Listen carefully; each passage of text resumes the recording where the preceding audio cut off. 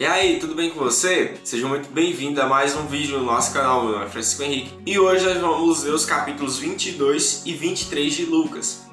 Já faz 83 dias que estamos lendo aí a Palavra de Deus todos os dias.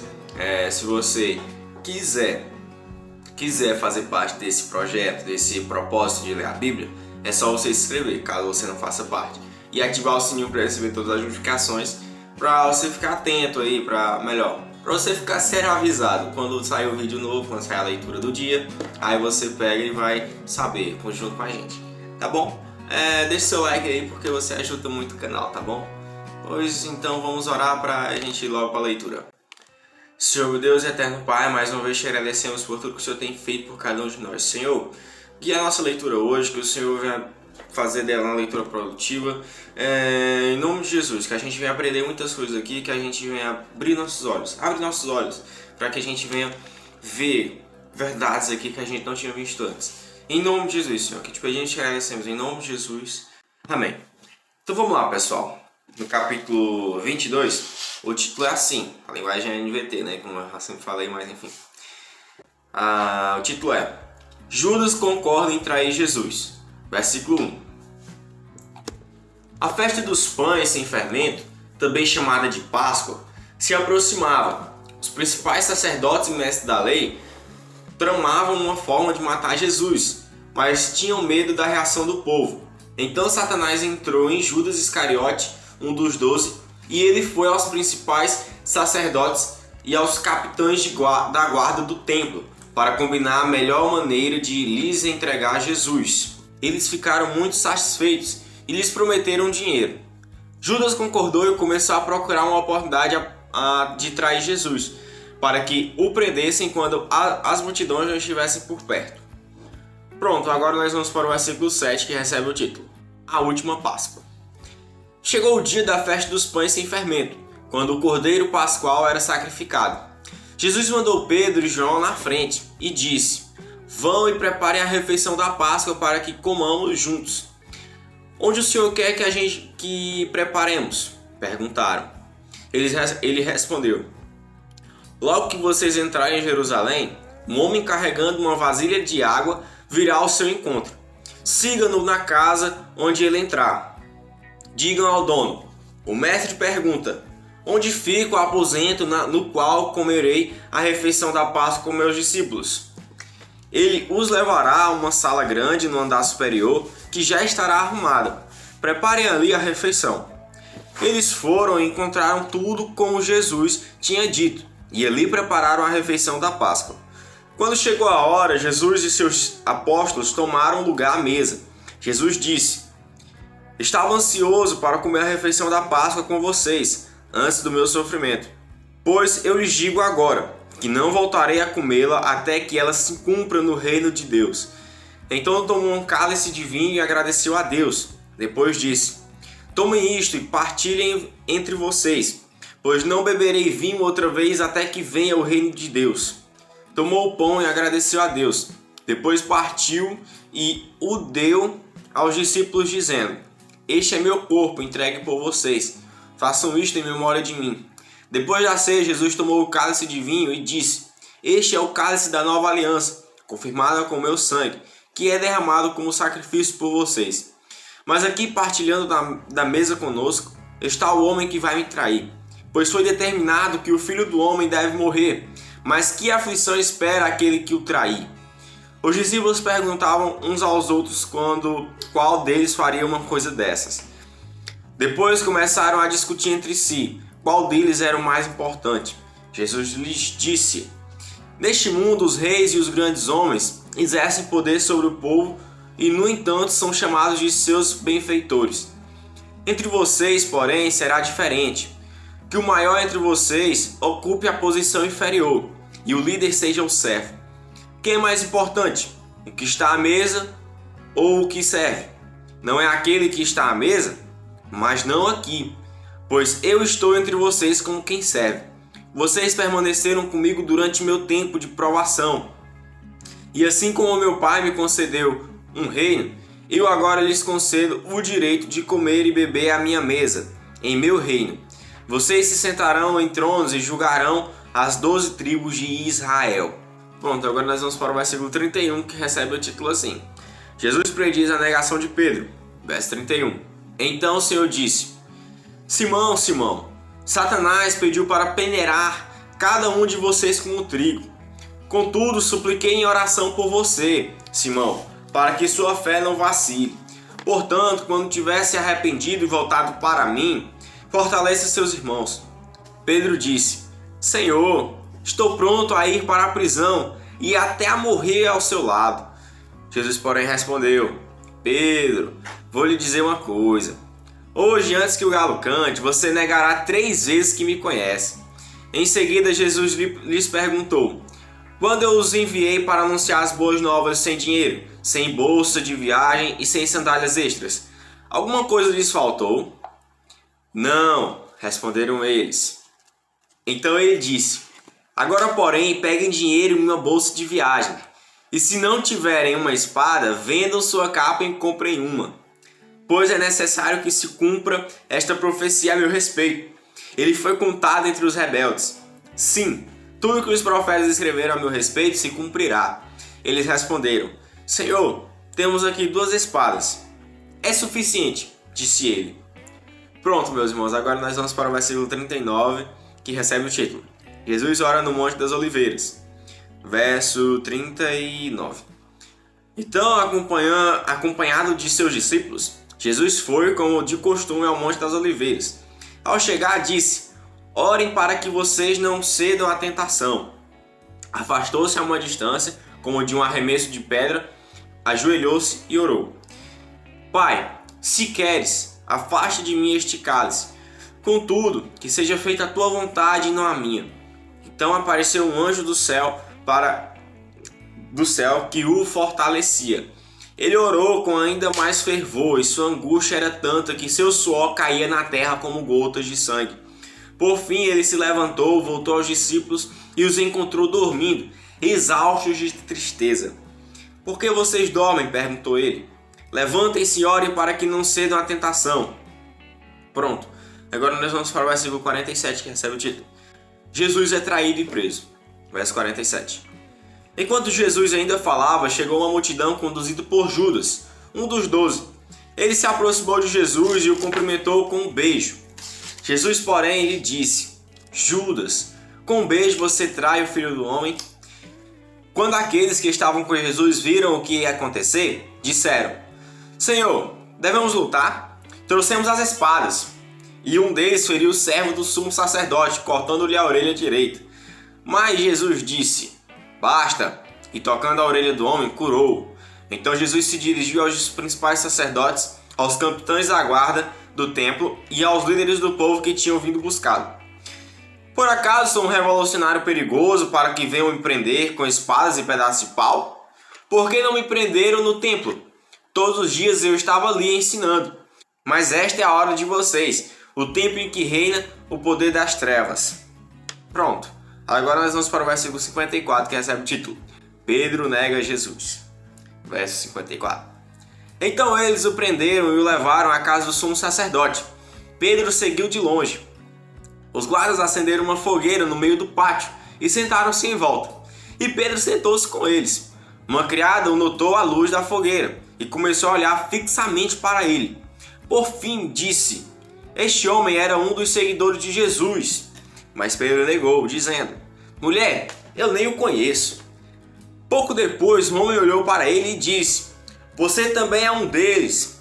Não sou, retrucou Pedro.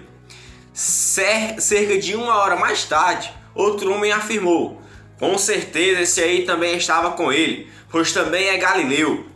Pedro, porém, respondeu: homem, eu não sei do que você está falando. E no mesmo instante, o galo cantou. Então o Senhor se voltou e olhou para Pedro, e Pedro se lembrou das palavras dele: hoje, antes que o galo cante, você me negará 3 vezes. E Pedro saiu dali, chorando amargamente. Os guardas encarregados de Jesus começaram a zombar dele e a bater nele. Vendaram seus olhos e diziam: profetize para nós, quem foi que lhe bateu desta vez?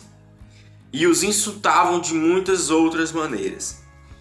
Pronto, meus irmãos, agora nós vamos para o versículo 66, que recebe o título: O julgamento de Jesus diante do conselho. Verso 66. Ao amanhecer, todos os líderes do povo se reuniram, incluindo os principais sacerdotes e os mestres da lei.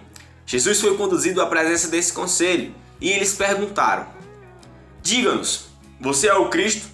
Jesus respondeu: Se eu lhes disser, de modo algum acreditarão em mim. E se eu lhes fizer uma pergunta, não responderão. Mas de agora em diante o Filho do Homem se assentará à direita do Deus poderoso. Todos gritaram: Então você afirma que é o Filho de Deus? E ele respondeu: Vocês dizem que eu sou. Que necessidade temos de outras testemunhas? Disseram eles. Nós mesmos o ouvimos de sua boca. Pronto. Agora nós terminamos aí no versículo 71, o capítulo 22. Agora nós vamos para o versículo 1 do capítulo 23, que recebe o título: O julgamento de Jesus diante de Pilatos. Verso 1. Demorando muito hoje. Vamos lá. Então todo o conselho levou Jesus a Pilatos. Começaram a apresentar o caso. Este homem corrompe o nosso povo, dizendo que não se deve pagar impostos ao governo romano e afirmando ser ele o próprio Cristo, o rei. Então Pilatos lhe perguntou: Você é o rei dos judeus? Jesus respondeu: É como você diz. Pilatos se voltou para os principais sacerdotes e para a multidão e disse: Não vejo crime algum neste homem. Mas eles insistiam: Ele provoca revoltas em toda a Judéia, com seus ensinamentos, começando pela Galiléia e agora aqui em Jerusalém. Então ele é galileu? Perguntou Pilatos. Quando responderam que sim, Pilatos o enviou a Herodes Antipas, pois a Galiléia ficava sob sua jurisdição. E naqueles dias ele estava em Jerusalém. Herodes se animou com a oportunidade de ver Jesus, pois tinha ouvido falar a seu respeito e esperava havia tempo vê-lo realizar algum milagre. Fez uma série de perguntas a Jesus, mas ele não lhe respondeu. Enquanto isso, os principais sacerdotes e mestres da lei permaneciam ali gritando acusações. Então Herodes e seus soldados começaram a zombar de Jesus e ridicularizá-lo. Por fim, vestiram nele um manto real e o mandaram de volta a Pilatos. Naquele dia, Herodes e Pilatos, que eram inimigos, tornaram-se amigos. Então Pilatos reuniu os principais sacerdotes e outros líderes religiosos juntamente com o povo e anunciou seu veredito: Vocês me trouxeram este homem acusado de liderar uma revolta. Eu o interroguei minuciosamente a esse respeito na presença de vocês e vejo que não há nada que o condene. Herodes chegou à mesma conclusão e o enviou de volta a nós. Nada do que ele fez merece a pena de morte. Portanto, ordenarei que seja açoitado e o soltarei. Era necessário libertar-lhes um prisioneiro durante a festa da Páscoa. É um costume da época. Um grande clamor se levantou da multidão, e a uma só voz gritavam: Mate-o! Soltem-nos Barrabás! Esse Barrabás estava preso por ter participado de uma revolta em Jerusalém contra o governo e ter cometido assassinato. Pilatos discutiu com eles, pois desejava soltar Jesus. Eles, porém, continuaram gritando: Crucifique-o! Crucifique-o! Pela terceira vez, ele perguntou: Por quê? Que crime ele cometeu? Não encontrei motivo para condená-lo à morte. Portanto, ordenarei que seja açoitado e o soltarei. A multidão gritava cada vez mais alto, exigindo que Jesus fosse crucificado. E seu clamor prevaleceu. Então Pilatos condenou Jesus à morte, conforme exigiam. A pedido do povo, libertou Barrabás, o homem preso, por revolta e assassinato. Depois entregou-lhe Jesus para fazerem com ele o que quisessem. Pronto, agora nós vamos para o versículo 26, que recebe o título A Crucificação. Verso 26. Enquanto levavam Jesus, um homem chamado Simão, de Cirene, vinha do campo. Os soldados o agarraram, puseram uma cruz sobre ele e o obrigaram a carregá-lo atrás de Jesus. Uma grande multidão os seguia, incluindo muitas mulheres aflitas que choravam por ele. Mas Jesus, dirigindo-se a elas, disse: Filhos de Jerusalém, não chorem por mim. Chorem por si mesmas e por seus filhos, pois estão chegando os dias em que dirão: felizes as mulheres que nunca tiveram filhos e os seios que nunca amamentaram. Suplicarão aos montes: caiam sobre nós, e pedirão às colinas: soterrem-nos. Pois se fazem estas coisas com a árvore verde, o que acontecerá com a árvore seca? 2 outros homens, ambos criminosos, foram levados com ele a fim de também serem executados. Quando chegaram ao lugar chamado Caveira, o pregaram na cruz. Os criminosos também foram crucificados, um à sua direita e outro à sua esquerda. Jesus disse: Pai, perdoa-lhes, pois não sabem o que fazem. E os soldados tiraram sortes para dividir entre si as roupas de Jesus. A multidão observava e os líderes zombavam. Salvou os outros, salve a si mesmo, se é o Cristo, o escolhido de Deus, diziam. Os soldados também zombavam dele, oferecendo-lhe vinagre para beber. Diziam: se você é o rei dos judeus, salve a si mesmo. Uma tabuleta presa acima dele dizia: este é o rei dos judeus. Um dos criminosos dependurado ao lado dele zombava: então você é o Cristo? Salve a si mesmo e a nós também. Mas o outro criminoso o repreendeu: você não teme a Deus, nem mesmo ao ser condenado à morte?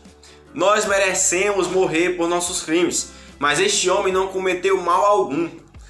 Então ele disse: Jesus, lembre-se de mim quando vier no seu reino. E Jesus lhe disse: eu lhe asseguro que hoje você estará comigo no paraíso. Pronto, meus irmãos. Vamos ver. Agora nós vamos para o verso 44, que recebe o título: A Morte de Jesus. Já era cerca de meio-dia, e a escuridão cobriu toda a terra até as 3 horas da tarde. A luz do sol desapareceu e a cortina do santuário do templo rasgou-se ao meio. Então Jesus clamou em alta voz: Pai, em tuas mãos entrego o meu espírito. E com essas palavras deu o último suspiro. Quando o oficial romano que supervisionava a execução, viu o que havia acontecido, adorou a Deus e disse: sem dúvida este homem era inocente. E quando toda a multidão que tinha ido assistir à crucificação viu isso, voltou para casa entristecida e batendo no peito. Mas os amigos de Jesus, incluindo as mulheres que o seguiram desde a Galileia, olhavam de longe. Pronto, meus irmãos, agora nós vamos para o versículo 50, que recebe o título: O sepultamento de Jesus. Verso 50.